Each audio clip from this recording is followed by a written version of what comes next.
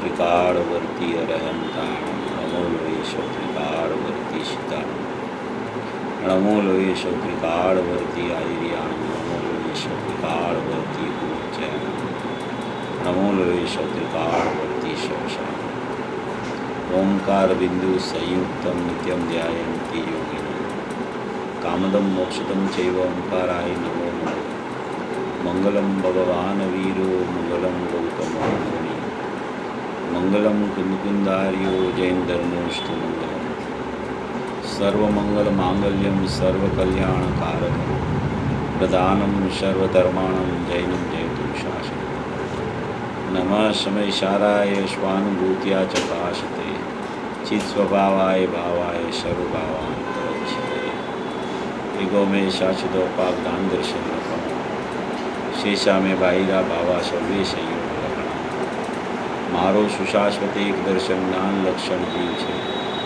બાકી બધા સંયોગ લક્ષણ ભાવનું જીથી બાહ્ય છે. હું એક શુદ્ધ સદારૂપી જ્ઞાન દર્શનમય કર્યું અન્ય તે મારું જરી પરમાણુ માત્ર નથી.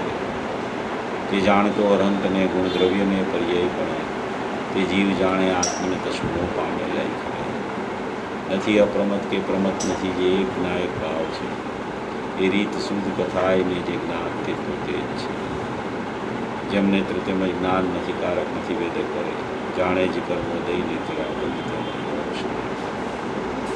વજલને અનુપમ ગતિ પામેલ સર્વેશને વંદી કહું સુત કેવડી કથિતા સમેટતા સ્થાપ નિજને મોક્ષ પંથે ત્યાં અનુભવતી હની એમાં જ નિત્ય વિહાર કર નહીં વિહાર પર દ્રવ્યો વિશે.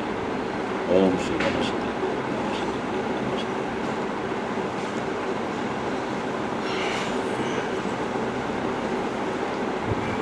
કુમકુંદ આચાર્ય દ્વારા રચિત સમયસારજી પરમાગમ શાસ્ત્ર છે.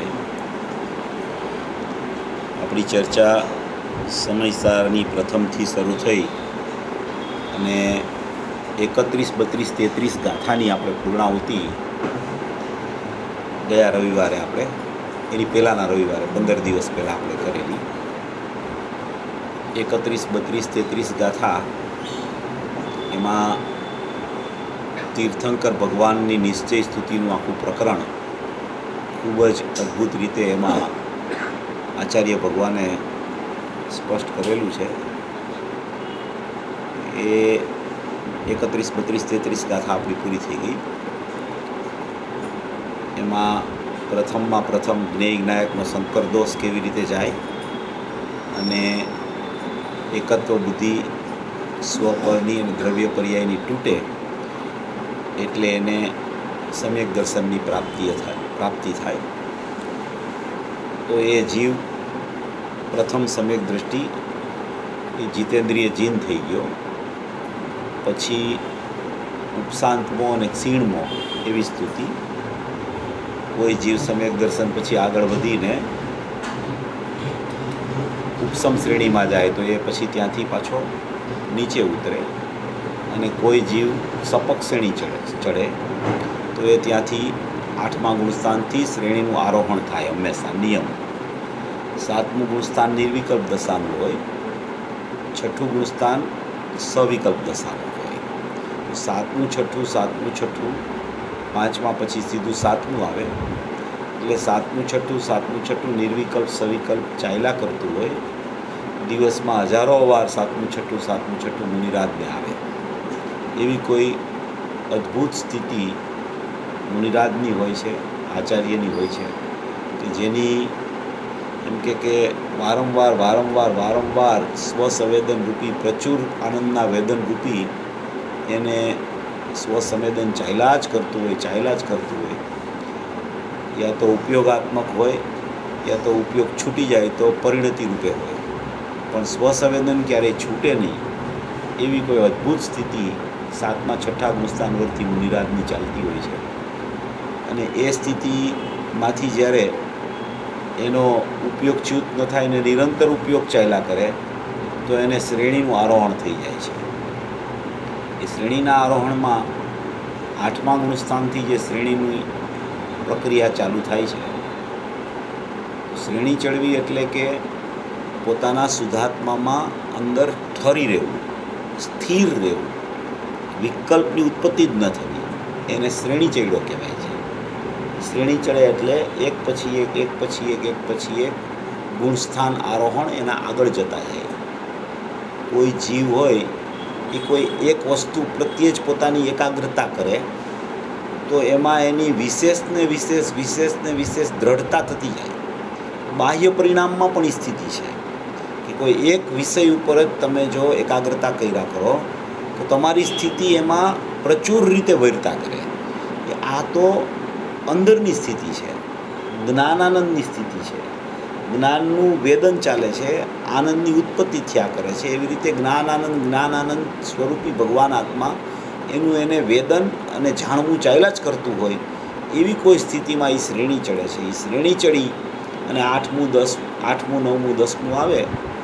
એ 8મું 9મું 10મું જે આવે છે ને એ કોઈ કહેવાની વસ્તુ જ નથી, કારણ કે એ તો પોતામાં લીન હોય છે. એમાં કોઈ ખંડ નથી પડતો કે આ 8મું આવ્યું, આ 9મું આવ્યું, આ 10મું આવ્યું. તો શ્રેણી ચડતો જીવ છે, પણ એ કોઈ 11મે ચાલ્યો જાય છે ને કોઈ 12મે ચાલ્યો જાય છે. એટલે એ ક્રમ બતાવ્યો છે 8મું 9મું 10મું 11મું, 8મું 9મું 10મું 12મું. એટલે એ 11મેથી નિયમથી જીવ પડી જાય તો એને એમ કહેવાય કે આ ઉપસમ શ્રેણીવાળો જીવ છે. અને કોઈ જીવ 8મું 9માં 10માં પછી ઉપસમ શ્રેણીને ન ચડ્યો હોય, શ્રેણી જ સપક ચડ્યો હોય એટલે 11મું આવે જ નહીં. એને ઉપસમ શ્રેણી કે સપક શ્રેણી કે 8મું 9મું 10મું ચડે ત્યાં સુધી ખબર ન પડે એમ ન હોય. એ એની શરૂઆત જ સપકથી હોય.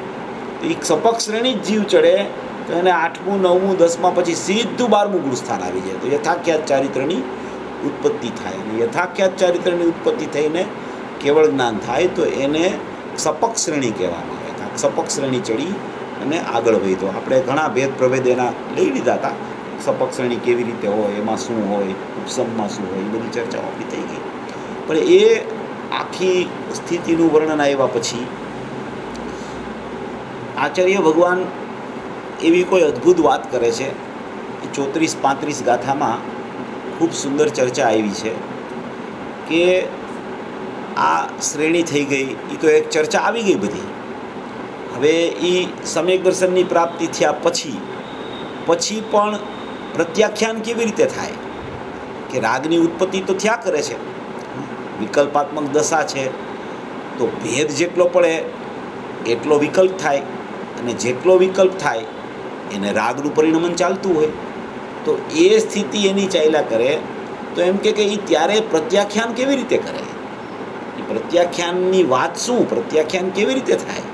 તો આચાર્ય ભગવાને આ 34મી ગાથામાં ખૂબ સુંદર વર્ણન કર્યું છે કે એમ કે સૌ ભાવને પર જાણીને પચખાણ ભાવોનું કરે તેથી નિયમથી જાણવું કે જ્ઞાન જ પ્રત્યાખ્યાન છે.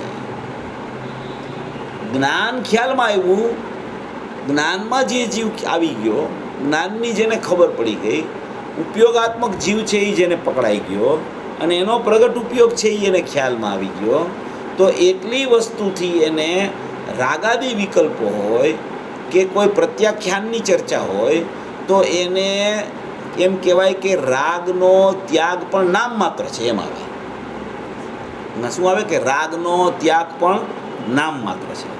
પછી એમ કે રાગનો ત્યાગ નામ માત્ર છે, પછી કે એ સમયે રાગની ઉત્પત્તિ જ થતી નથી. પહેલાં કે જ્ઞાનમાં ઠરે, જ્ઞાન જ પ્રત્યાખ્યાન છે. જ્ઞાન પ્રત્યાખ્યાન કેવી રીતે છે કે સૌ ભાવને પર જાણીને કોઈ પણ પ્રગટ થતો ભાવ હોય, કોઈ પણ રાગાદી ભાવ હોય, કોઈ પણ વિકલ્પાત્મક બહિર્લક્ષી ભાવ હોય, એને એ પર જ જાણ્યા કરે કે આ મારું છે જ નહીં, આ મારું છે જ નહીં, આ મારું છે જ નહીં, આ મારું છે જ નહીં. કોઈ એક ગ્રહણપૂર્વક ત્યાગની સ્થિતિ એ સમયે વૈરતા કરે છે કે આત્મિક ગ્રહણ અને રાગાદી ભાવનો ત્યાગ. હવે એ આત્માનું ગ્રહણ કરે અને રાગાદી ભાવનો ત્યાગ કરે એવી બે પ્રક્રિયા ભજતી નથી. ત્યાં પ્રક્રિયા માત્ર એક જ ભજે છે. એક જ પ્રક્રિયા શું ભજે છે કે એમ તમે લ્યો કે આ જીવે રાગનો ત્યાગ કર્યો અને આત્માનું ગ્રહણ કર્યું તો એ પણ એક અપેક્ષાએ વાત એવી છે, એક અપેક્ષાએ વાત એવી છે, રાગ હતો અને રાગ ચાલ્યો ગયો તો એમ કહેવાય કે રાગનો ત્યાગ કર્યો. પછી કોઈ વાત એવી પણ આવે કે હવે એણે રાગનું ગ્રહણ જ કર્યું નથી, તો પછી એને રાગનો ત્યાગ કરવાનો પ્રશ્ન જ ક્યાં આવે છે? તો એ વાત યથાર્થ છે. એ ત્રિકાળી દ્રવ્યની અપેક્ષાએ ચર્ચા છે, ઓલી પર્યાય અપેક્ષાએ ચર્ચા છે. બે જગ્યાએ બે વાત ખોટી કોઈ વાત છે એમ નથી. જ્યારે પર્યાયથી ચર્ચા ચાલુ થાય ત્યારે એમ કે આ જીવે રાગનો ત્યાગ કર્યો, કારણ કે એની પર્યાયમાં રાગ વર્તતો હતો, એટલે એ પર્યાયમાં રાગનો ત્યાગ થઈ ગયો. હવે એ પર્યાયમાં રાગ નથી, તો કે એ પર્યાયમાં રાગનો ત્યાગ કેવી રીતે કર્યો? તો કે એણે કોઈ ગ્રહણ કર્યું હોય. ગ્રહણ વગર ત્યાગ થઈ ન શકે, કારણ કે નિયમ છે કે આપણે લૌકિકમાં કહીને કે એક હાથે લ્યો ને બીજા હાથે દ્યો, કાંઈ દીધા વગર કાંઈ મળે નહીં. એમને એમ તમે કાંઈ કોઈ દુકાને વસ્તુ લેવા જાઓ, જ્યારે પૈસાનો ત્યાગ કરો ત્યારે વસ્તુનું ગ્રહણ થાય. તમે એમને એમ કહો કે મને વસ્તુ આપો, મારે કાંઈ ત્યાગ નથી કરવો, તો એમ કે તો વસ્તુ ન મળે ભાઈ. તો ગ્રહણપૂર્વક ત્યાગની એક અસ્તિ નાસ્તિ અનેકાંતની વ્યવસ્થા છે, અને એ સર્વ જગ્યાએ લાગુ પડે છે. એટલે જ્યારે કોઈ પણ ચર્ચા આવે, જ્યારે ગાથાનો ભાવ ચાલતો હોય, તો ગુરુદેવ તો એમ કહે કે રાગનો ત્યાગ જેવું કાંઈ છે જ નહીં, તો નામ માત્ર છે. આમાં ગાથામાં છે કે નામ માત્ર છે, નામ માત્ર છે. રાગનો ત્યાગ એ નામ માત્ર છે. સ્વભાવનું ગ્રહણ એ જ મૂળ વાત છે. રાગનો ત્યાગ તો નામ માત્ર છે. પછી રાગનો ત્યાગ નામ માત્ર છે, ત્યાંથી આગળ વધે પછી કે રાગનો ત્યાગ નામ માત્ર છે એવું પણ નથી. એ સમયે જ્ઞાનનું ગ્રહણ થયું, જ્ઞાયકનું ગ્રહણ થયું, એ સમયે રાગની ઉત્પત્તિ જ થઈ નહીં, એનું નામ જ ખરેખર રાગનો ત્યાગ કર્યો એમ કહેવામાં આવે. રાગની ઉત્પત્તિ જ થઈ નહીં, એનું નામ જ રાગનો ત્યાગ થયો એમ કહેવામાં આવે. હવે એ બે વાત નાસ્તિની છે. રાગનો ત્યાગની વાત એ નાસ્તિનું કથન છે, રાગની ઉત્પત્તિ ન થઈ એ પણ નાસ્તિનું કથન છે. એ સમયે પ્રક્રિયા શું બજે છે, એ સમયે કાર્ય થયું કેવી રીતે, રાગનો ત્યાગ કેવી રીતે થયો અને રાગની ઉત્પત્તિ કેમ ન થઈ, ત્યાં બનાવ શું બન્યો, એવી કાંઈક વસ્તુ સ્થિતિમાં કોઈ પરિવર્તન આવ્યું છે. એના વગર રાગનો ત્યાગ ને રાગની ઉત્પત્તિ ન થાય એવું બનતું નથી. અનાદિનો જીવ છે, જીવ અનાદિનો છે, એની પ્રક્રિયા અનાદિથી ચાલે છે.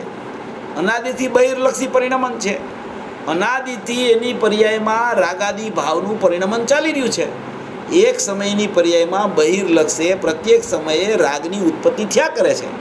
હવે એ રાગની ઉત્પત્તિ થયા કરે છે, તો એ રાગની ઉત્પત્તિ થાય છે, એ રાગની ઉત્પત્તિ કેમ ન થાય, રાગનો ત્યાગ કેવી રીતે થઈ જાય?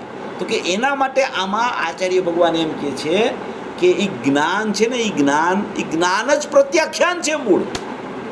જ્યાં તને જ્ઞાન ખ્યાલમાં આવે છે કે આ રાગ થયો એવું તો મને જ્ઞાન થાય છે, અને એ જ્ઞાનમાં તો જ્ઞાયક ભાવ છે, એવો જ્ઞાન જ્યાં પકડાય છે, એવો જ્ઞાનની સમજણ ખ્યાલમાં આવે છે, એવો જ્ઞાન માત્ર આત્મા ખ્યાલમાં આવે છે, ત્યાં એ સમય જ એવો હોય છે કે એ સમયે જ્ઞાન જ્યારે ખ્યાલમાં આવે છે, એક સમયે એક વસ્તુ ખ્યાલમાં આવી શકે છે. જ્યાં જ્ઞાન ખ્યાલમાં આવે છે તો રાગ ખ્યાલમાં નથી આવતો. હમણાં આવ્યું ને 71 ગાથામાં કે જ્યાં જ્ઞાનાદિ ખ્યાલમાં આવે છે ત્યાં ક્રોધાદિ ખ્યાલમાં નથી આવતા. ક્રોધાદિ થતાં માલુમ નથી પડતા. જ્ઞાન થતું માલુમ પડે છે, તો ક્રોધાદિ થતાં માલુમ પડતા નથી. એક સમયમાં એક ઉપયોગ છદ્મસનો હોય છે. કાં એ જ્ઞાનનું જ્ઞાન કર્યા કરે અને કાં રાગનું જ્ઞાન કર્યા કરે. થાય છે તો જ્ઞાન, રાગ થાય છે એ વ્યવહાર છે પર્યાયનો બહિર્લક્ષ. પર્યાયમાં જ્ઞાન જ થાય છે દરેક જીવને. કોઈ જીવને ખરેખર પર્યાયમાં રાગ થતો નથી. રાગ પ્યોર જળ પૂતગલનું પરિણમન છે, પ્યોર જળ પૂતગલનું પરિણમન છે.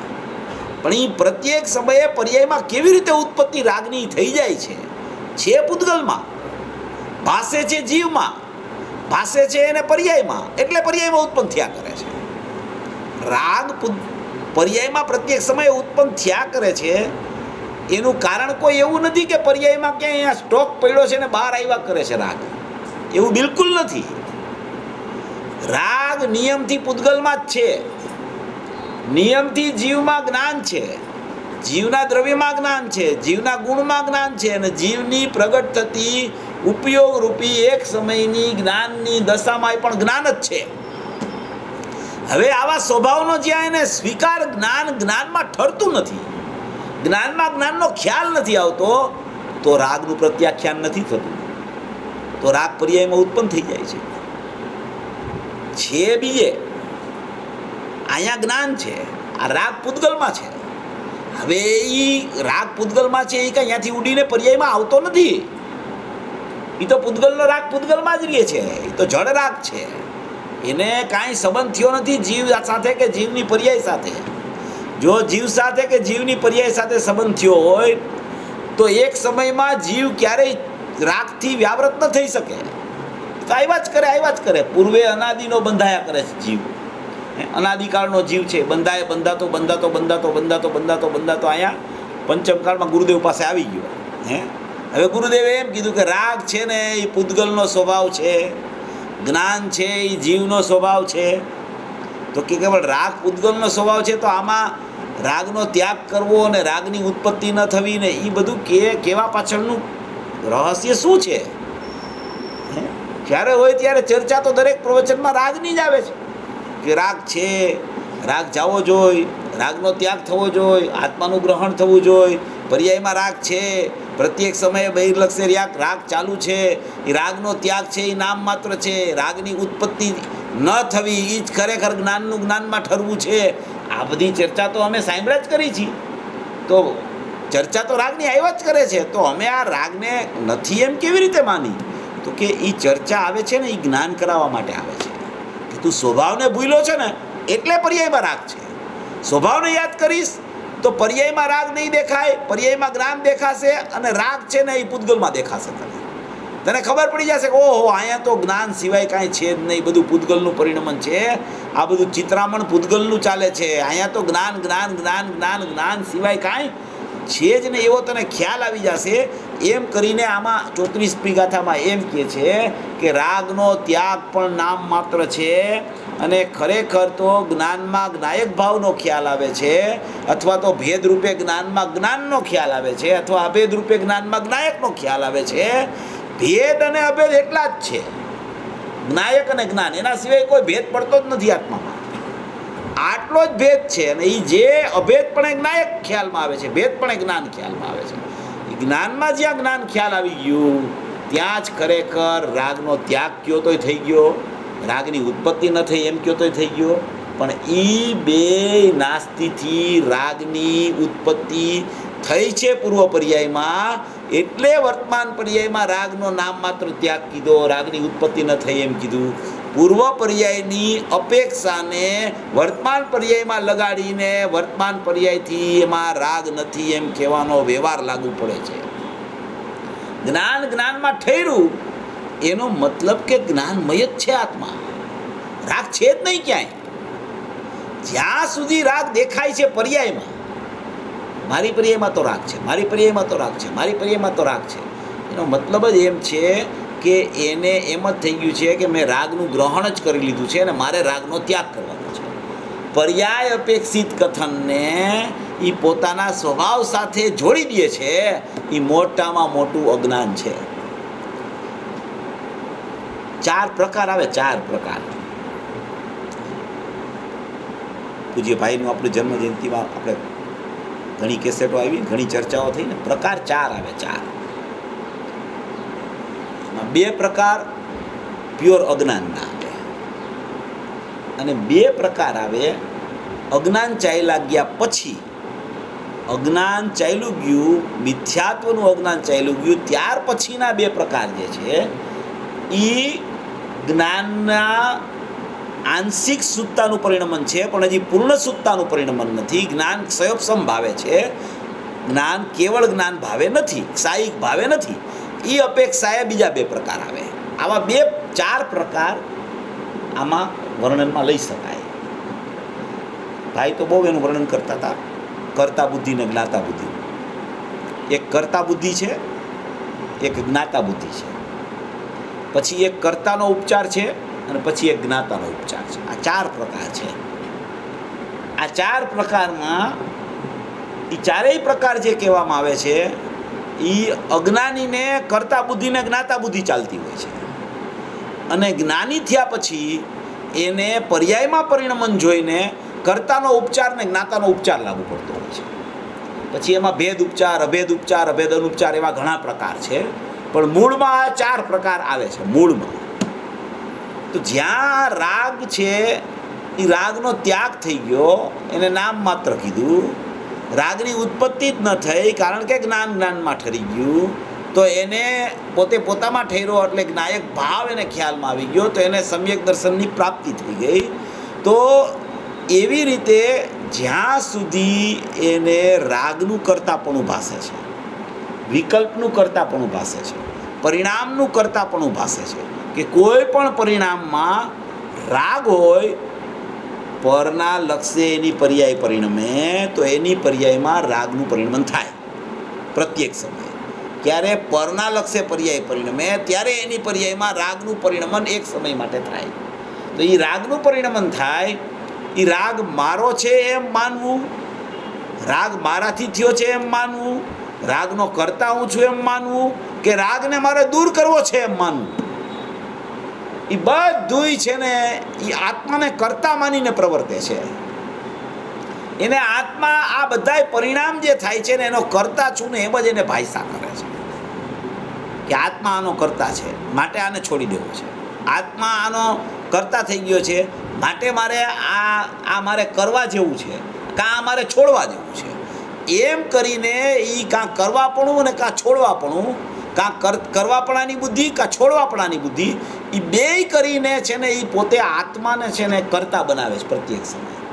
આત્મા છે અકર્તા સ્વભાવી, આત્મા કોઈ પરિણામનો કદી કરતા થતો નથી.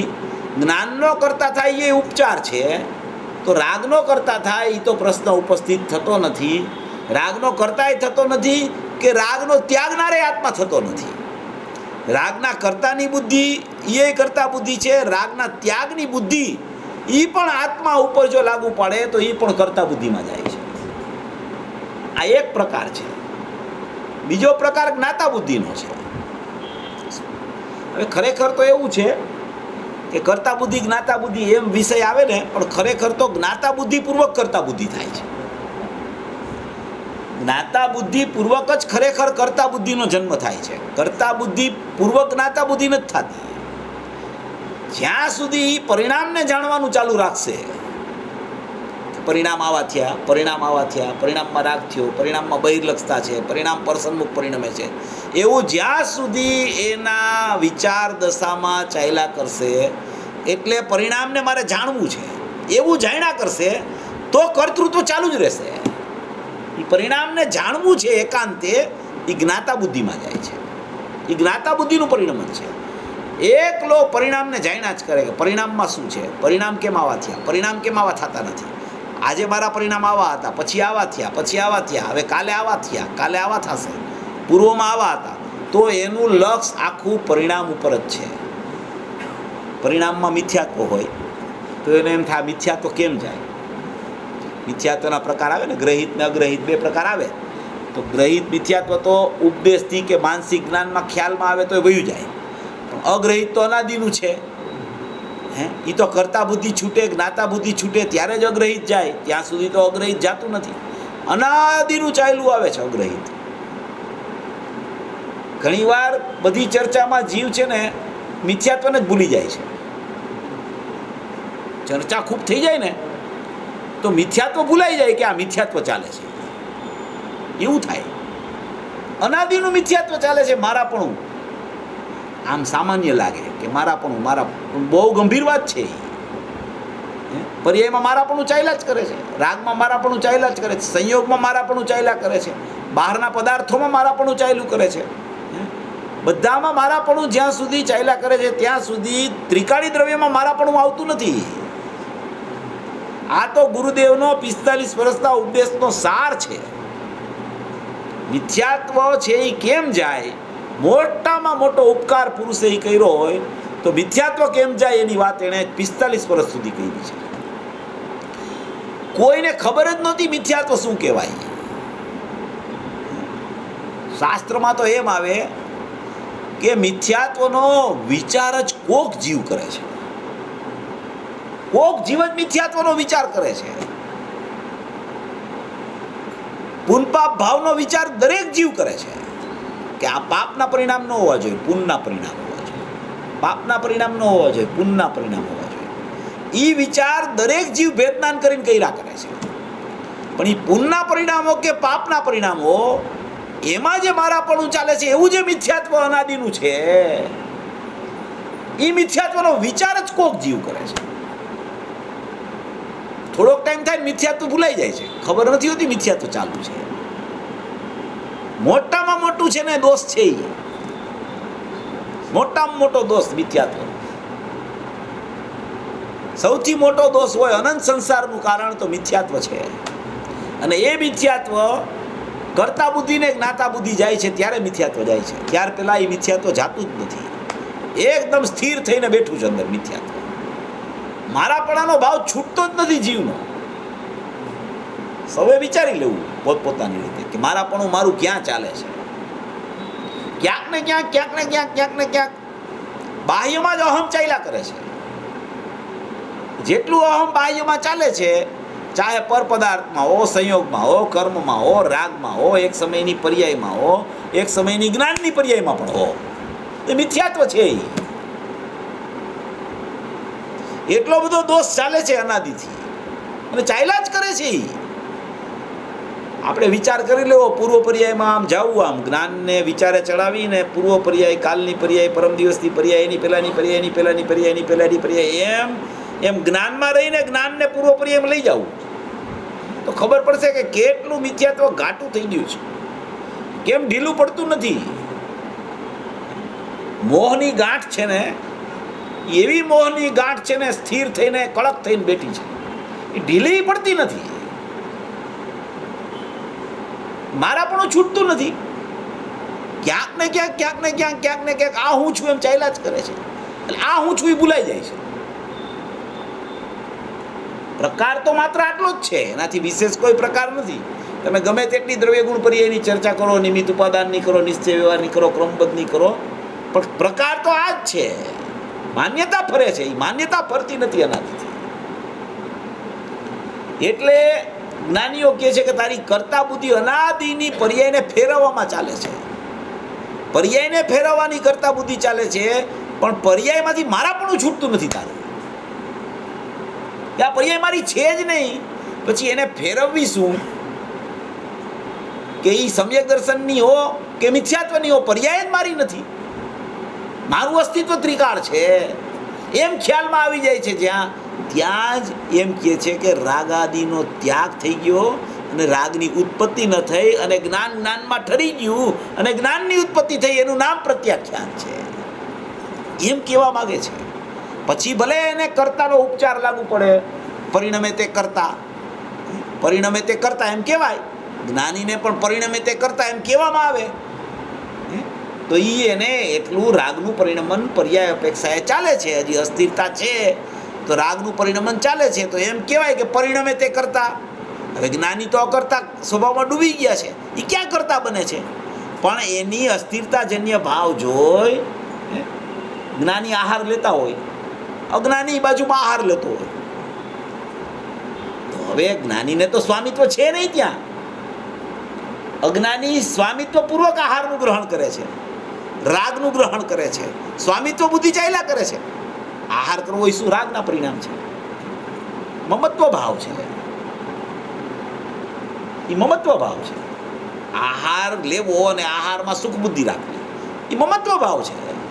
શરીરના પોષણ અર્થે જીવ કરે છે, કારણ કે શરીરને મારું માને છે, એવું સ્વામીપણું ચાલે છે. તો એ સ્વામિત્વપણું એને ચાલ્યા કરે છે ત્યાં. અને જ્ઞાની આહાર લેતા હોય છતાં નિરાશ્રવી છે. આશ્રવના સમયે નિરાશ્રવી, આશ્રવ ભાવ ચાલે છે, પાપનો ભાવ છે એમ જાણે છે, છતાં આશ્રવમાં મારાપણું નથી. એ સમકીતી છે, સ્વામીપણું છૂટી ગયું છે, મારાપણું વર્તતું નથી. એને એમ કહેવાય કે આ જીવનું જ્ઞાનમાં જ્ઞાનરૂપ પરિણમન ચાલ્યા કરે છે. ત્યાં જ એની નજર હોય છે કે હું જ્ઞાયક માત્ર છું, હું જ્ઞાનમય ભાવ છું, હું જ્ઞાતા દ્રષ્ટા સ્વભાવી છું. એવી નજર જે ચાલુ છે ને, એનું નામ જ જ્ઞાનમાં ઠરેલું છે. એનું નામ રાગ પ્રત્યે સદાય ઉદાસીન છે. પર્યાય પ્રત્યે સદાય ઉદાસીન છે. એનું નામ જ રાગની ઉત્પત્તિ ન થઈ, રાગનો ત્યાગ થઈ ગયો. જ્ઞાનમાં ઠેર્યું ને એ મૂળ વાત છે. રાગનો ત્યાગ થયો કે રાગનો નામ માત્ર કીધું કે રાગ ઉત્પન્ન થયો, એ બધી તો નાસ્તિપરક કથન છે. એની સાથે સંબંધ જ નથી જીવને ને જીવના જ્ઞાનને. એ જ્ઞાન ઠરતું નથી ને આત્મામાં, એટલે એમ કહેવામાં આવે કે એની પર્યાયમાં રાગ ચાલુ છે. રાગ પૂદગલમાં હોવા છતાં એની પર્યાયમાં જ્ઞાનનું પરિણમન ન થવાથી એની પર્યાયમાં રાગ થઈ ગયો એમ કહેવામાં આવે છે. ખરેખર પર્યાયમાં જ્ઞાન વર્તે છે. રાગ જેવું કઈ છે નહીં. જ્ઞાનનો અસ્વીકાર, એને એમ કહેવામાં આવે કે આ રાગની ઉત્પત્તિ થઈ ગઈ ભાઈ. જ્યાં જ્ઞાનનો સ્વીકાર ત્યાં સ્વયં રાગની ઉત્પત્તિ જ નથી થતી. એનું નામ જ કે જ્ઞાન પ્રત્યાખ્યાન છે. જ્ઞાન જ્ઞાનમાં ઠરી ગયું, જ્ઞાને જ્ઞાનને જાણી લીધું, જ્ઞાને જ્ઞાનનો સ્વીકાર કરી લીધો, જ્ઞાન નાયકના ભેદ છૂટી ગયા, એવા કોઈ વિકલ્પ જ રહ્યા નહીં. તો એમ કહેવાય કે જ્ઞાન જ પ્રત્યાખ્યાન છે. એમ કરીને 34મી ગાથામાં ખૂબ સુંદર વર્ણન આવ્યું. 35મી ગાથામાં તો ઓલા વસ્ત્રના દ્રષ્ટાંતથી ખૂબ સારું વર્ણન આવે છે. કોઈ પારકું વસ્ત્ર જાણીને પોતે ઓઢીને સૂઈ જાય, એટલે કે પર વસ્તુને પોતાની માની લઈએ એમ. બધા એમાં વાત તો એક જ આવે. પછી ગુરુદેવ તો ખૂબ દ્રષ્ટાંત આપે કે એની નિશાની કરે, એ નિશાની જોઈ લઈએ એટલે એને ખબર પડે કે આ નિશાની છે એ મારું વસ્ત્ર છે. બધા ઘણા નિશાની કરતા હોય, બસ હું કરું છું. અહીંયા છે ને અહીંયા ABCD એમ કહ્યું, જબામાં હોય ને લેંગામાં હોય, એટલે એ નંબર હોય ને એ નંબરમાં જ પહેરવાનો, એ નિશાની. એટલે આપણું વસ્ત્ર ઓળખાઈ જાય. એમ જ્ઞાનમાં નિશાની છે જ્ઞાયકની. શું જ્ઞાનમાં જ્ઞાયકની નિશાની છે, એવું જ્ઞાન છે. એ નિશાની છૂટતી નથી ક્યારે, પણ એ ઓળખતો નથી ને, પોતાની નિશાની ઓળખતો નથી, એટલે બીજાની વસ્તુ પોતાની માની લે ભ્રમણાથી. એટલે રાગને પોતાનો માની લે છે, પૂદગલના પરિણામને પોતાના માની લે છે, બહિર્લક્ષે વર્તી પોતાની પર્યાયની સ્થિતિને પોતાની માની લે છે. જ્ઞાન પોતાનું છે એનો અસ્વીકાર છે, એટલે રાગને પોતાનો માયના કરે છે. સ્થિતિ તો આ દરેક ગાથામાં પ્રકરણ તો એક જ આવે. પ્રકરણમાં મારાપણું કેમ છૂટે એ જ ચર્ચા સમયસારમાં વિશેષપણે આવ્યા કરે છે. અત્યારે જો આપણી અજીવ અધિકાર આખો પૂરો થઈ ગયો, આખો અજીવ અધિકાર પૂરો થયો, પછી પાછો કર્તા કર્મ અધિકાર ચાલ્યો. તમે જુઓ સળંગપણે જ્ઞાનની જ બધી ગાથાઓ ચાલશે, બધી જગ્યાએ જ્ઞાનની ચર્ચા આવ્યા કરશે, ક્યાંય બીજી ચર્ચાઓ નહીં આવે. જ્ઞાન જેને ખ્યાલમાં આવી જાય, જો 69-70 ગાથામાં પણ નિત્ય તાદાત્મ્યરૂપ જ્ઞાનની ચર્ચા, સંયોગરૂપ રાગની ચર્ચા, એક ક્ષેત્રાવગારૂપ કર્મની ચર્ચા. પછી 71 ગાથામાં પણ જ્ઞાનનું થવું, પરિણમવું, જ્ઞાનનું ભવન તેને આત્મા કહેવામાં આવે. ક્રોધાદિનું પરિણમવું તે આત્મા નથી, અનાત્મા છે. 72 ગાથામાં એ આવશે પાણીની જગ્યાએ જ્ઞાનને લેશે અને શેવાળની જગ્યાએ રાગને લે. દરેક ગાથાઓમાં 73મી ગાથામાં હું એક સુત્સદા રૂપી નિર્મમત્વ ભાવે પરિણમતો, એમાંય રાગને જ્ઞાનથી જુદા આવે. 74મી ગાથામાં વધ્યઘાતક ભાવ આવશે તો એમાંય લાખનું દૃષ્ટાંત આપીને વર્ણન આવશે. 75મી ગાથા જ્ઞાનીની આવશે, એમાં એ વાત આવશે. 76, 77, 78, 79 પ્રાપ્ય વિકારી નિવૃત્તિ, એમાં એ વાત આવશે, ઉત્પાદવી ધ્રુવની. એટલે બધી ગાથા, કોઈ પણ તમે સમયસારની ગાથા લ્યો ને, તો આપણે ચર્ચા થઈ હતી કે 1 થી 12 ગાથામાં જે આખું આવ્યું છે ને વિસ્તાર, એ 12 ગાથાનું વિસ્તૃતિકરણ છે 415 ગાથામાં. દરેક ગાથામાં 1 થી 12 ગાથાનું વિસ્તૃતિકરણ આવ્યા કરશે. જ્યાં જોવો અહીંયા એક જ્ઞાયક ભાવ, એક જ્ઞાનનો ઉપયોગ અને એક પ્રત્યેક સમયે એને ચૂકી અને પર્યાયમાં પ્રગટ થતી રાગની પર્યાય. આ અહીંયા જ બધી ભેદ જ્ઞાનની પ્રક્રિયા આવી રીતે જ બધી ચાલ્યા કરે છે. આનાથી બહાર ક્યાંય સમજણની જરૂર નથી, ઝાઝા વિસ્તારમાં જવાની જરૂર નથી. જેટલા ઝાઝા વિસ્તારમાં જાઓ, ઓલા શાસ્ત્રોમાં આમ લખ્યું છે, આ શાસ્ત્રોમાં આમ લખ્યું છે, આ શાસ્ત્રોમાં આમ છે, અહીંયા આમ આચાર્ય ભગવાને કીધું છે, અહીંયા આચાર્ય ભગવાને આમ કીધું છે. આચાર્ય ભગવાને એટલું જ કીધું છે કે તું રાગમાં તારું મારાપણું છોડ ને જ્ઞાયકમાં તારું મારાપણું કર, બસ. બધા શાસ્ત્રનો સાર ગુરુદેવે વર્ણનમાં આપને આટલો આપ્યો છે કે આટલું જ તું કર, બીજું કાંઈ લાંબુ લાંબુ લાંબુ બહુ કરી અને લપસી જઈશ, અને ટૂંકું કરીશ તે તો ટકી જઈશ. તો ટૂંકું કર, સંક્ષિપ્ત કર પણ પ્રયોજનભૂત ટૂંકું કર. એમાંય પછી બધું કાઢતા કાઢતા કાઢતા બધું કાઢવા માંડે, જેમ રાગ નીકળી જાય એમ જો જ્ઞાનને કાઢવા માંડે તો એવું ટૂંકું કરવાનું આચાર્ય ભગવાન નથી કહેતા. એટલી તો એનામાં જ્ઞાનમાં સમજણ યથાર્થ હોવી જોઈએ તો એનો પુરુષાર્થ કામ કરે છે, નહીંતર પુરુષાર્થ કામ કરતો નથી. એમ આમાં આ 34 ગાથા 35 ગાથા એમાં બધી રાગના ત્યાગની ચર્ચા, કોઈ પણ પારકી વસ્તુને પોતાનું માની અને એને ગ્રહણ ન કરવું અને એને ગ્રહણ કરી રહ્યો છે એમ મિથ્યાત્વની વાત આવે છે. જો અત્યારે હમણાં આવી ને 72 ગાથામાં, 72મી ગાથા બહુ સરસ આવી, એમાં જળ ને શેવાળની વાત આવી ને, તો એ એમ કે એ મલિનપણે અનુભવાય છે, શેવાળ મલિનપણે અનુભવાય છે એમ કીધું ને. જળમાં શેવાળ છે એ મલિનપણે અનુભવાય છે. આપણે 72 ગાથા નથી લેવાની, પણ આ તો એનો વિષય આને અનુરૂપ છે. તો જળમાં શેવાળ મલિનપણે અનુભવાય છે. જો ખરેખર એ વસ્તુ એમ ખ્યાલમાં આવી હોય તો અનુભવ થઈ જાય. જળમાં શેવાળ છે એટલે કે પાણીમાં જે મલિનતા છે એ મલિનતા પણ જો ખ્યાલમાં આવતી હોય તો પાણી સ્વચ્છ દેખાઈ જાય. પણ એને આત્મા મલિન થઈ ગયો એમ લાગે છે, પાણી મલિન થઈ ગયું શેવાળ રૂપ એમ ભાસે છે, એનું નામ અજ્ઞાન છે. શેવાળ મલિનપણે ભાસતો નથી એને. શેવાળ મલિનપણે જો ભાસે એને, મળપણે મલિનપણે શેવાળ ભાસવા માંડે પાણીમાં તો પાણી સ્વચ્છ દેખાય એને.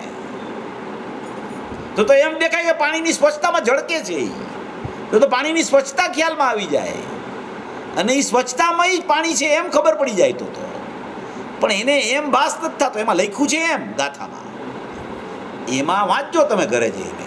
ગુરુદેવે સ્પષ્ટીકરણ એમ જ કર્યું છે, પણ અહીંયા તાત્પર્ય ગુરુદેવનું કહેવાનું શું છે કે મલિનપણે શેવાળ અનુભવાય છે. એનો અર્થ એમ છે કે એ પાણીને જ ખરેખર શેવાળપણે અનુભવી રહ્યો છે, આત્માને જળને એ મલિનપણે અનુભવી રહ્યો છે. શેવાળ મલિનપણે અનુભવાતો હોય તો પાણી એનાથી પૃથક ખ્યાલમાં આવી ગયું એને, તો ભેદનાથ થઈને અનુભવ થઈ જાય એને. પાણી કેવું છે? પાણીની તો સ્વચ્છતા છે, એ તો સ્વચ્છતા વાળું છે ને. હવે એ સ્વચ્છતામાં મલિનતા તો પ્રતિભાષિત થાય છે. પાણી તો મલિન થતું જ નથી. પાણી જો મલિન થઈ જાય તો શેવાળ છે એ ખબર એ ક્યાં પડે? પાણી જો મલિન થઈ જાય તો શેવાળની જ ખબર ન પડે. એમ જ્ઞાન જો મલિન થઈ જાય તો રાગની ખબર કેવી રીતે પડે? ખબર જ ન પડે. તો એટલે એમાં કહેવાનું તાત્પર્ય એમ છે કે એ જ્ઞાન છે ને એ રાગપણે થઈ ગયું એમ ભાસે છે, પાણી છે એ શેવાળપણે થઈ ગયું એમ ભાસે છે. એનું નામ છે ને એ મળપણે મલિનપણે અનુભવે છે. શેવાળને પૃથક જ જો મલિનપણે અનુભવતો હોય તો પાણી સ્વચ્છપણે ખ્યાલમાં આવી જાય એના, તો ભેદનાન થઈ ગયું એને, તો પાણી ખબર પડી ગઈ એને, તો જ્ઞાન પકડાઈ ગયું એને.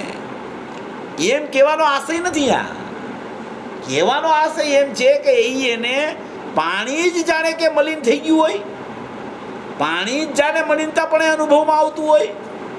શેવાળ મલિનતાપણે અનુભવાય છે, શેવાળ મળને મેલ છે, એમ જો ખબર પડી જાય તો ભેદનાન થઈ જાય. કોઈને અજ્ઞાન થાય કે અજ્ઞાન રૂપી ભાવ ચાલે છે, અજ્ઞાન રૂપી ભાવ ચાલે છે. તો કે અજ્ઞાન રૂપી ભાવ ચાલે છે તો એ અજ્ઞાન રૂપી ભાવ પર્યાયમાં ચાલે છે. એમ જો એને ખબર પડી જાય કે અજ્ઞાન રૂપી ભાવ પર્યાયમાં ચાલે છે એમ ખબર પડી જાય તો દ્રવ્ય જુદું છે એમ દ્રવ્ય ખ્યાલમાં આવી જાય. પણ એ બોલે છે એમ કે પર્યાયમાં અજ્ઞાન છે ને દ્રવ્ય જ્ઞાનમય છે, પણ એને ખરેખર દ્રવ્ય જ અજ્ઞાનરૂપ થઈ ગયું એમ ભાસે છે. જો પર્યાય અજ્ઞાનરૂપ હોય અને દ્રવ્ય અજ્ઞાનરૂપ ભાસે તો ભેદનાન થઈ જાય દ્રવ્ય પર્યાયનું. નિયમસારના 72માં કળશમાં આવી ને વાત આવી, નિયમસાર 72મો કળશ, એમાં એમ કીધું આચાર્ય ભગવાને, એટલે પદ્મ પ્રબલધારી દેવ એમ કહે છે કે મિથ્યા દ્રષ્ટિઓને એવી વિકલ્પના છે. પેલો શબ્દ વાપર્યો છે મિથ્યા દ્રષ્ટિઓ. એવી વિકલ્પના છે કે કારણ તત્વ શુદ્ધ અને કાર્ય તત્વ અશુદ્ધ, એટલે કે દ્રવ્ય શુદ્ધ અને પર્યાય અશુદ્ધ. શું લખ્યું છે આગળ? મિથ્યા દ્રષ્ટિઓને એવી વિશેષ પ્રકારની કલ્પના ચાલે છે કે કારણ તત્વ શુદ્ધ અને કાર્ય તત્વ અશુદ્ધ. હવે એમાં દોષ શું છે? એવું તો સ્વરૂપ છે ને. દ્રવ્યમાં શુદ્ધતા ભરેલી છે ઠસોઠસ, અને પર્યાયમાં અશુદ્ધતા ચાલે છે, એવું તો સ્વરૂપ છે. એવું તો એ જીવ માને છે. તો એવું જીવ માને એને મિથ્યા દ્રષ્ટિ શા માટે કહો છો તમે? એને મિથ્યા દ્રષ્ટિ કેવી રીતે કહી શકાય? એ તો સાચું જાણે છે, સાચું માને છે. એ તો પર્યાયમાં મલિનતા છે, એને દ્રવ્ય નિર્મળ સ્વભાવે રહેલું છે, એવું કારણ તત્વ છે એ નિર્મળતાવાળું છે, અને કાર્ય તત્વ જે પર્યાય છે એ મલિનતાવાળું છે, અશુદ્ધ રૂપ પરિણમે છે.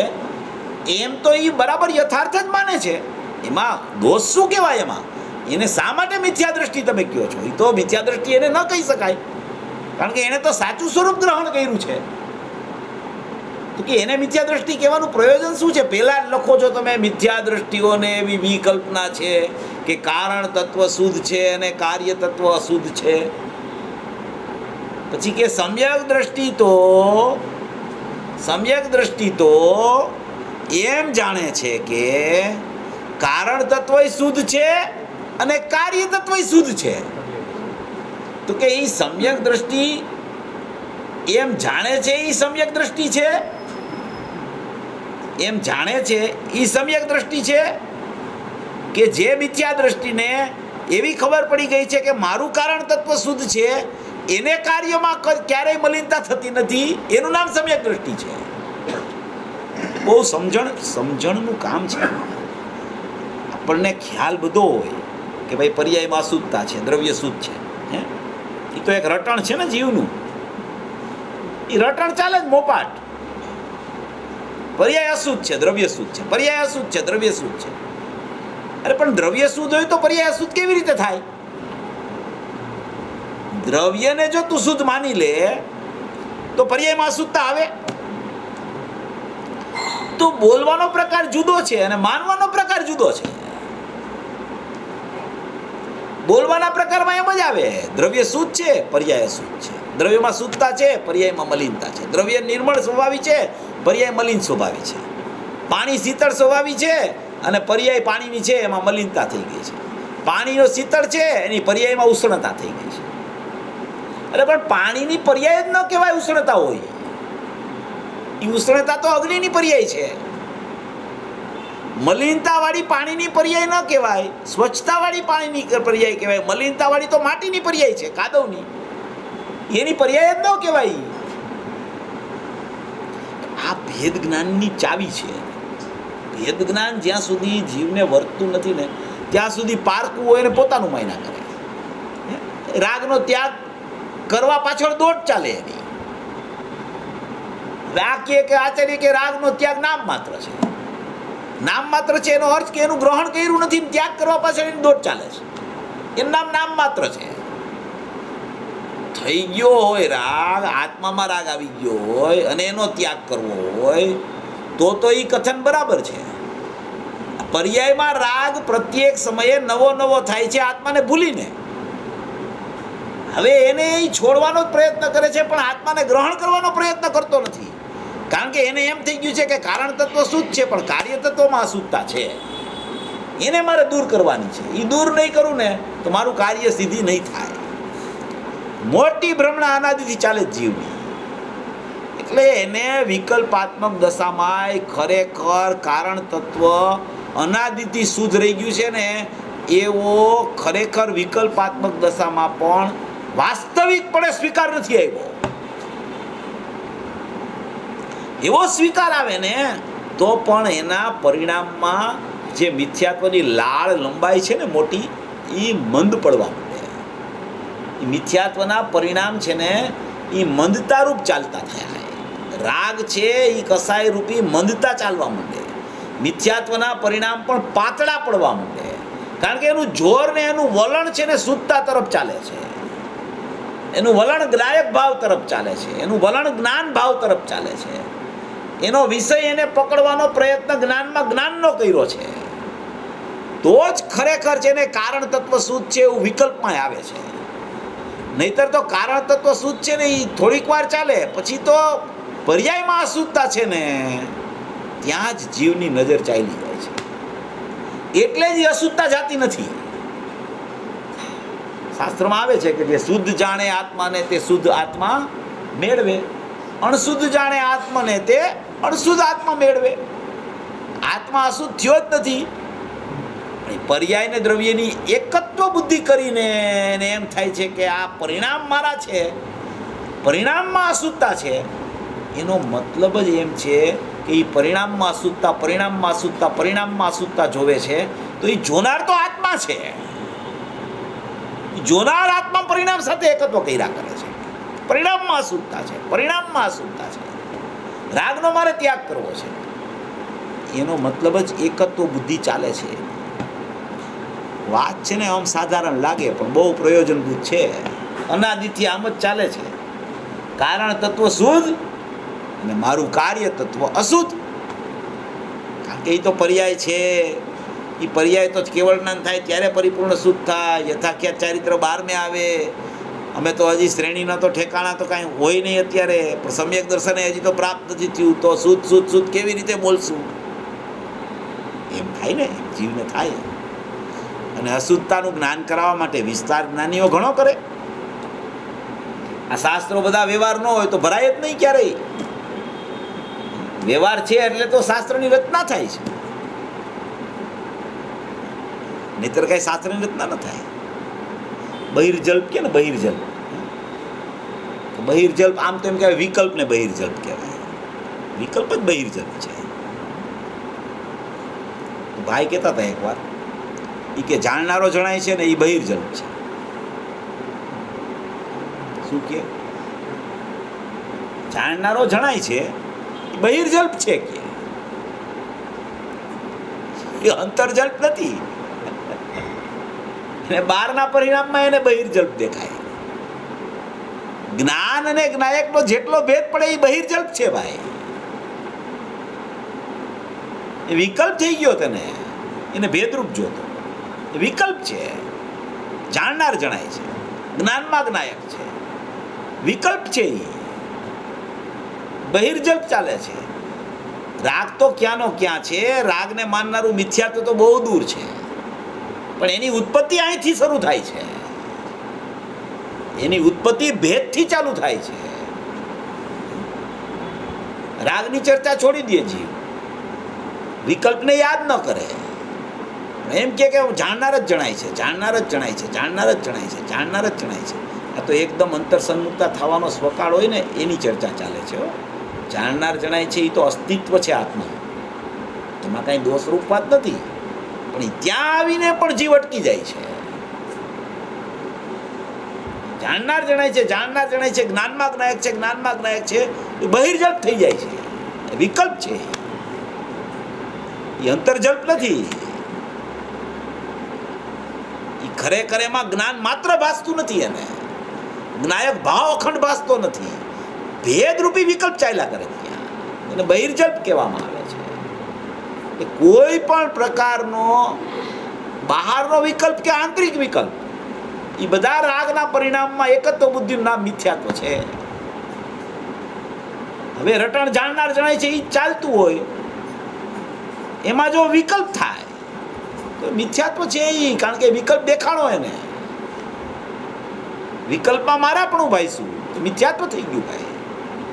એટલે આચાર્ય ભગવાન એમ કહે છે કે કારણ તત્વ જો શુદ્ધ તમને ખ્યાલમાં આવ્યું હોય તો તમારું કાર્ય તત્વ કદી છે ને અશુદ્ધ રૂપે પરિણમી જ ન શકે. અને અશુદ્ધ રૂપે જ્યાં સુધી પરિણમે છે ત્યાં સુધી તમને આત્મતત્વ ખ્યાલમાં આવ્યું જ નથી. એ અશુદ્ધ રૂપ પરિણમ્યું, એ ભલે પૂતગલની સન્મુખતાપૂર્વક પરિણમ્યું હોય, ભલે એ પૂતગલના પરિણામ કહેવાતા હોય, છે પૂતગલના પ્યોર પૂતગલના પરિણામ અશુદ્ધતા. આત્મામાં કોઈ ગુણ નથી કે અશુદ્ધતા ઉત્પન્ન થાય. તો આત્માના ગુણની પર્યાય આત્મા જેવી જ હોય.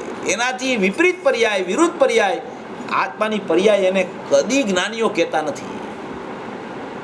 જ્ઞાન કરાવવા માટે કહે ત્યાં એ શ્રદ્ધાનો વિષય બનાવી દે છે. અને એ જ્ઞાન કરાવવા માટે શું કામ કહે છે કે એક સમયની પર્યાયમાં પૂતગલમાં રાગ છે એવો ખ્યાલ નથી આવતો જ્યાં સુધી, અને જીવ જ્ઞાનમય છે એવો ખ્યાલ નથી આવતો ત્યાં સુધી એની પર્યાયમાં બહિર્લક્ષે રાગની ઉત્પત્તિ છે, તો એનો સ્વીકાર છે એને. પણ પછી જો એ સમજણ કર્યા પછી પણ એને કારણ તત્વ શુદ્ધ દેખાય નહીં, એ ખ્યાલમાં આવી ગયા પછી પણ કારણ તત્વ શુદ્ધ ન દેખાય, જ્ઞાનમાં ઠરે નહીં, જ્ઞાનમાં જ્ઞાન ખ્યાલ ન આવે, તો રાગનો ત્યાગ થઈ જ ન શકે. તો રાગની ઉત્પત્તિ જ ત્યાગ કરે, ને ઉત્પત્તિ થાય તો મારા પણ એમાં એને ભાઈસા જ કરે, તો મિથ્યા તો ચાલુ જ રહીએ સળંગપણે. આ સળંગપણે ચાલુ જ મિથ્યાત્વ અનાદિથી સળંગપણે આ મિથ્યાત્વ ચાલી રહ્યું છે. આ ગાથામાં આ ભાવ છે હો, આપણે જે ચર્ચા ચાલે છે ને એ આ 34-35 ગાથામાં આચાર્ય ભગવાન એમ જ કહેવા માગે છે, જ્યાં સુધી તું પારકી વસ્તુને એટલે કે રાગાદી ભાવને તારા માનીશ ત્યાં સુધી તને કારણ તત્વ શુદ્ધ ખ્યાલમાં નહીં આવે. અને એને કારણ તત્વ એટલે કીધું છે કે એ કારણ તત્વ ખ્યાલમાં આવે ત્યારે જ કાર્યની શુદ્ધિ થાય છે, એટલે એને કારણ તત્વ કીધું છે. નિયમ સારમાં બહુ આવે કારણ પરમાત્મા, કારણ તત્વ, કારણ શુદ્ધ જીવ બહુ આવે એમાં. કારણ કારણ કારણ કારણ કર્યા કરે. ગુરુદેવ એમ કે અકારણ છે, અકારણ કે કારણ કે બધું સિદ્ધ કરે. તો એમ કેવી રીતે કારણ તત્વ શુદ્ધતા ખ્યાલમાં આવે અને કેવી રીતે રાગાદી ભાવ છૂટે એનું પ્રકરણ આ 34 ને 35મી ગાથામાં આવ્યું છે. 36મી ગાથા છે ને એ 31 થી 35 ગાથાનો સરવાળો 36મી ગાથા. એમાં કેવળ ઉપયોગથી ચર્ચા લીધી આખી. ઉપયોગ માત્ર હું છું, બાકી કાંઈ હું નથી. જો 36મી ગાથા છે બહુ સારી 36મી ગાથા. ત્યાર પેલા 29મો કળશ આવે છે, એ બહુ ઊંચો કળશ, અદ્ભુત કળશ. આ 27, 28, 29 બધાય સારા, પણ 29માં જો લખ્યું છે આ ઈચપાનું આવ્યું કે આ પરભાવના ત્યાગના દ્રષ્ટાંતની દ્રષ્ટિ જૂની ન થાય. પરભાવના ત્યાગની ચર્ચા આવી ને આ 35મી ગાથામાં, પારકું વસ્ત્ર છે એમ જાણીને એને ત્યજી દે, તો કે આવું દ્રષ્ટાંત આપ્યું, હજી તો એની દ્રષ્ટિ જૂની ન થાય. હજી તો એણે વસ્ત્ર પહેરેલું હોય, એ વસ્ત્ર બીજાનું પહેરી આવ્યો, કોક એમ કે આ મારું વસ્ત્ર છે, ત્યાં એને હજી તો ખબર પડી ગઈ કે આ વસ્ત્ર મારું નથી, ત્યાં જ એમાંથી છે ને એની મમત્વ બુદ્ધિ છૂટી જાય. હજી વસ્ત્ર પહેરેલું છે, વસ્ત્ર કાઢી નથી નાખ્યું, એણે પહેરેલું રાખ્યું છે ને કે છે કે એ મારું નથી. એમ રાગ છે પર્યાયમાં, ત્યારે એમ કે છે મારો નથી રાગ. રાગ દૂર થઈ જાય ને ત્યારે હું કહીશ કે રાગ મારો નથી. એમાં તો કોઈ પુરુષાર્થ જ નથી. રાગ ન હોય ત્યારે તો બધાય કે રાગ મારો નથી એમ. આ તો રાગ છે ત્યારની વાત છે. કપડું પહેરેલું છે ત્યારે એમ કે છે કે આ કપડું મારું નથી, એમ કે છે આ 29મા કળશમાં કે આ પરભાવના ત્યાગના દ્રષ્ટાંતની દ્રષ્ટિ. હજી તો આ પરભાવના ત્યાગનું દ્રષ્ટાંત આપ્યું છે વસ્ત્રનું, એવી દ્રષ્ટિ જ્યાં હજી તો એની છૂટે નહીં ત્યાં તો અનુભવ થઈ જાય. એને અનુભવ થઈ જાય એટલે મારા પણ છૂટી ગયું એમાંથી. વસ્ત્ર પહેરેલું છે, કોઈ આપણને ક્યાં આવીને આ વસ્ત્ર તમારું નથી, ભૂલથી ધોબી ત્યાંથી આવી ગયું તમારી પાસે અને તમે પહેરીને ટેસ્ટ આરામથી બેઠા છો, પણ આ વસ્ત્ર મારું છે ભાઈ. ત્યાં ખબર પડી જાય કે ઓહો આ મારું વસ્ત્ર નથી. તો એ દ્રષ્ટાંત તો હજી ચાલુ છે, હજી દ્રષ્ટાંતની દ્રષ્ટિ બદલાણી નથી. ત્યાં તો એને મારા પણ એ કપડા ઉપર છૂટી જાય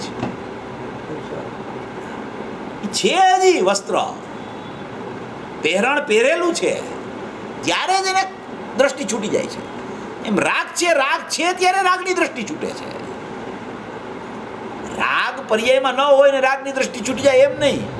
રાગ છે ત્યારે જ એની વિકલ્પ એને એવો આવે છે કે રાગ મારો નથી, ત્યાં જ અનુભવ થાય છે, ત્યાં એને રાગ છે ને પછી દેખાતો નથી. રાગને દૂર નથી કરવાનો, વસ્ત્રને દૂર નથી કરવાનું, વસ્ત્રમાંથી મારાપણું છોડવાનું છે એમ કહેવા માંગે છે. કેટલું દ્રષ્ટાંત અપૂર્વ છે. આમ જો વિચારે ને તો બહુ સરળ છે અધ્યાત્મ. મારાપણું કેમ છૂટે એ જ એને છે ને વિચાર કરવાની જરૂર છે. બીજું ઘણો ત્યાગ કર્યા કરે છે. હવે આમ નથી કરવું, હવે આમ નથી કરવું, આમ નથી કરવું, આમ નથી કરવું. આમ નથી કરવું એમાં મારાપણું છે.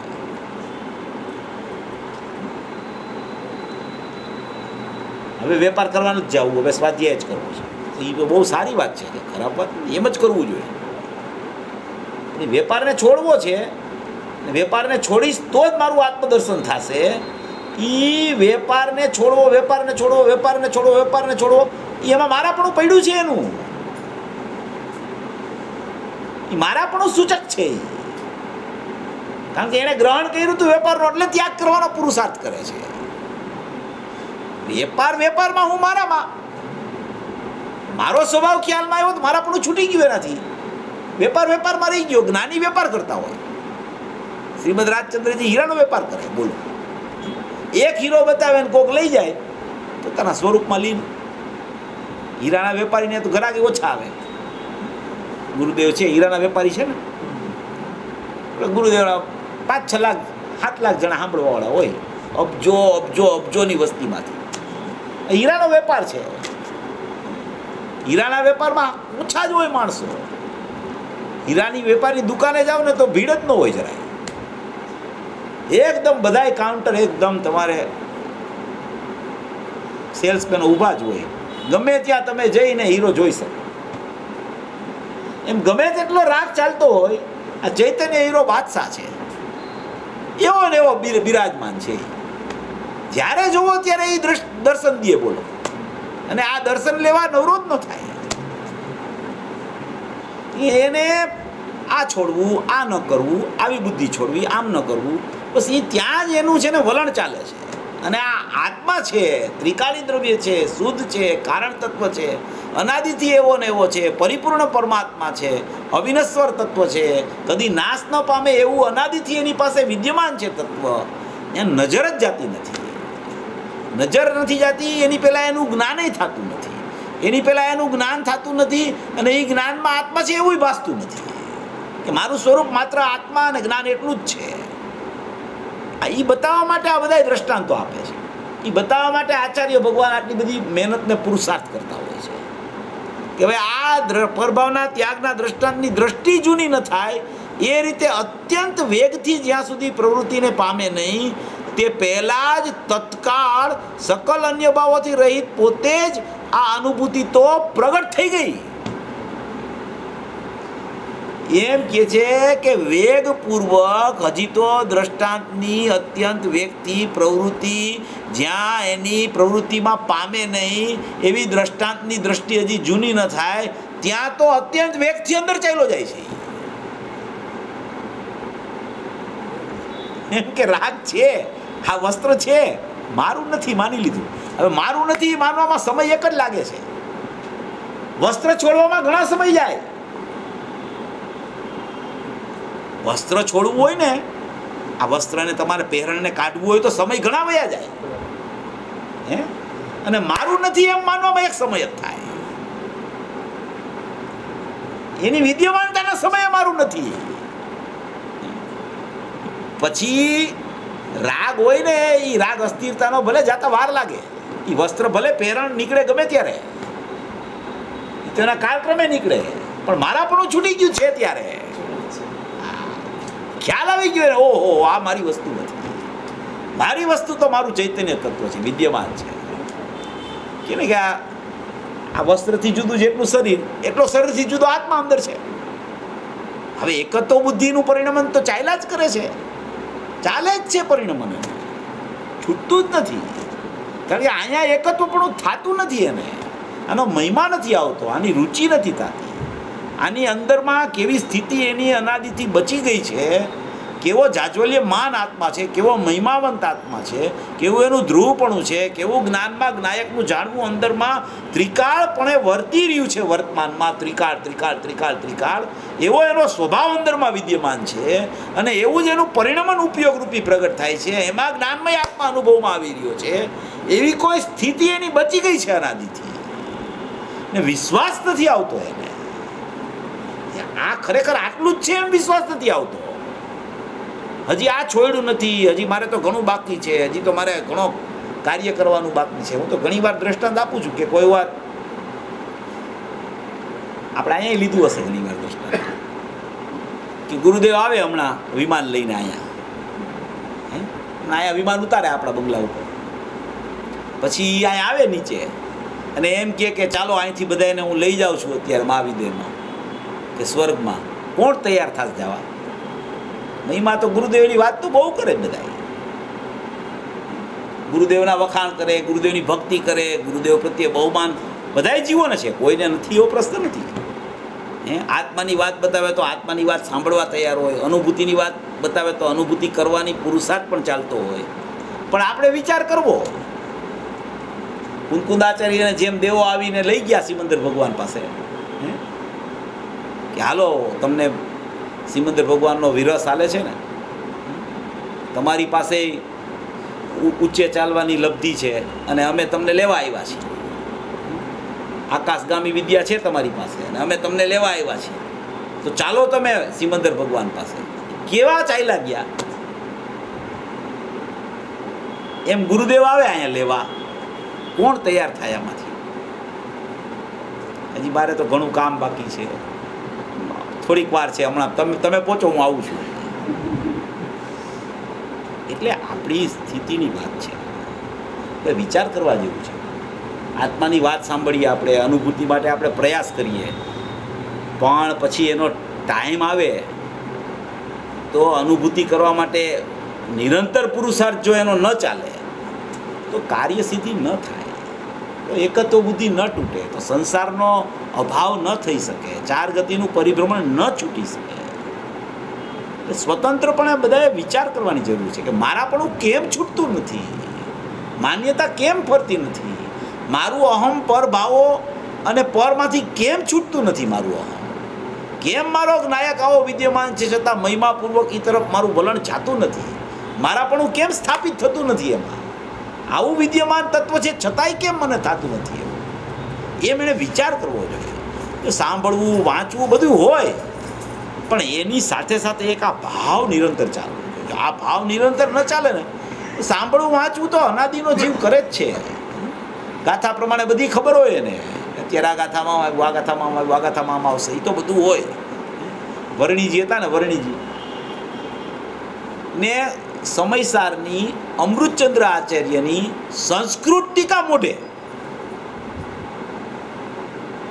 સંસ્કૃત ટીકા મોઢે એને તમે એમ કહો કે ભાઈ 56મી ગાથા, એટલે 56મી ગાથાનું સંસ્કૃત કહી દે તમને કે વ્યવહાર નહીં, બીજાના ભાવને બીજાનો કહે છે, એ કહી દે તરત. એવી કોઈ સ્થિતિ ક્ષયોપસમની થઈ જાય જીવની, આપણે એની ચર્ચા નથી કરતા, પણ એની અપેક્ષાએ કોઈ જીવની એવી સ્થિતિ પણ થઈ જાય, પણ છતાં મારાપણું ન જાય જો પરભાવમાંથી કે ક્ષયોપસમમાંથી, તો એ કાંઈ કામનું નહીં ભાઈ. એ બધું તો હોય, એ તો થવા યોગ્ય છે બધી સ્થિતિ, પણ અહમ ક્યાં ચાલે છે એનું, મારાપણું ક્યાં ચાલે છે, કઈ વસ્તુને પોતાની માને છે, એનું નામ જ પરભાવનો ત્યાગ છે. પોતાની માયની પોતાની વસ્તુને, એ પોતાની માયની પોતાની વસ્તુને એટલે એની પર્યાય પોતાના દ્રવ્યમાં સ્થિત થઈ ગઈ, એનું નામ જ એ પર્યાય પર તરફ ન ગઈ, એટલે પરનો ત્યાગ, એટલે રાગનો ત્યાગ, એટલે રાગની ઉત્પત્તિ ન થઈ, દ્રવ્ય પર્યાય અભેદ થઈ ગયા. તો હવે પરનો ત્યાગ કરવાનો હોતો જ નથી, રાગનો ત્યાગ કરવાનો હોતો જ નથી, રાગ ઉત્પન્ન નથી થતો, એ વ્યવહાર છે. જ્ઞાન જ્ઞાનમાં ઠરી ગયું, અહમ અહીંયા થઈ ગયું મારા સ્વભાવમાં, બસ ત્યારે જે સ્થિતિ હતી એ ખ્યાલમાં આવી ગઈ, તો બીજી સ્થિતિ નથી બચતી, એમ કહેવા માંગે છે આચાર્ય ભગવાન. ગજબની વાત કરે છે. જે સમયે વસ્તુની વિકલ્પાત્મક સ્થિતિ ચાલુ છે ત્યારે વિકલ્પમાંથી મારાપણું છૂટે છે. વિકલ્પ છોડવાનો પ્રયત્ન બધાય કરે છે, પણ વિકલ્પમાં એકત્વ છે એ છૂટતું નથી. રાગને વિકલ્પ કહેવાય, જ્ઞાનને ઉપયોગ કહેવાય, અને જ્ઞાયકને જીવ તત્વ કહેવાય. વિકલ્પ આશ્રવ છે, જ્ઞાન છે એ પોતાનો સ્વભાવ પરિણમન છે, અને જ્ઞાયક ભાવ છે એ ત્રિકાળી દ્રવ્ય છે. હવે આમાં તો ક્યાંય મિથ્યાત્વ નથી,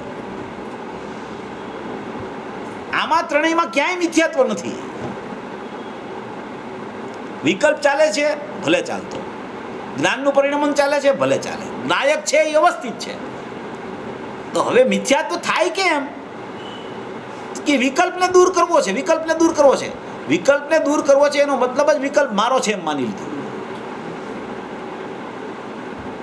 વિકલ્પને દૂર કરવો છે એનો મતલબ વિકલ્પ મારો છે એટલે હું દૂર કરવાનો પ્રયાસ કરું છું. આત્મા મારો છે એમ નથી માનતો. જે આત્મા મારો માને છે, જેને સ્વામીપણું વર્તે છે, એને વિકલ્પ થાય છે છતાંય દૂર કરવાનો પ્રયત્ન નથી કરતો. સ્થિર પોતામાં થવાનો પ્રયત્ન કરે છે કે હું મારામાં કેમ જામી જાઉં, મારી સ્થિતિમાં કેમ લવલીન થઈને રહ્યા કરું. પછી વિકલ્પ દેખાય જ નહીં. એનું નામ વિકલ્પનો ત્યાગ, રાગનો ત્યાગ, રાગની ઉત્પત્તિ ન થવી. એમ આ 34-35 ગાથાનો સાર છે. આ મારાપણું કેમ છૂટે, મારું અહમ કેમ મારા સ્વભાવમાં થાય અને પરભાવના ત્યાગની દ્રષ્ટિ ન છૂટે, ત્યાં જ એકત્વ અંદરમાં કેવી રીતે થઈ જાય. એવી અદ્ભુત વાત છે, અપૂર્વ વાત આચાર્ય ભગવાન કરે છે. એટલે એવી વસ્તુ છે કે પહેલામાં પહેલી વાત તો મિથ્યાત્વનો અભાવ થાય ને એ જ છે. અને એ અભાવ કેમ થાય તો કે રાગાદીમાં એકત્વ છૂટે, નાયકમાં એકત્વ થાય. નાસ્તિપૂર્વક એમ જ કહેવાય, અસ્થિપૂર્વક નાયક ભાવ હું છું. એનો અર્થ જ રાગાદીની ઉત્પત્તિ ન થવી, રાગાદીમાં એકત્વ છૂટવું, રાગાદીનો ત્યાગ કર્યો, વિકલ્પનો ત્યાગ કર્યો એમ કહેવામાં આવે. એવા સ્વભાવને સૌ જીવો સમજી મોક્ષ માર્ગમાં પ્રયાણ કરે એવી